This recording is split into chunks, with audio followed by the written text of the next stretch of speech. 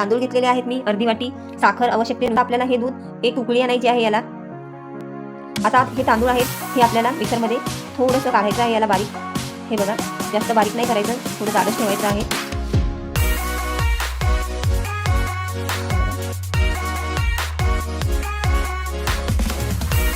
आता आपल्याला हे याच्यामध्ये छान असे शिजेपर्यंत हलवत राहायचं आहे याला, नाहीतर बुडाला लागू शकते।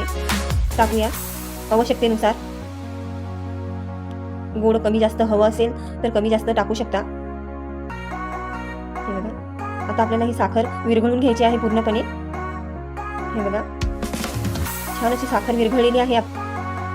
बदाम हे सर्व मी गॅस बंद केल्याच्या नंतर टाकलेलं आहे। हे बघा, आता आपण याच्यामध्ये इलायची टाकूया।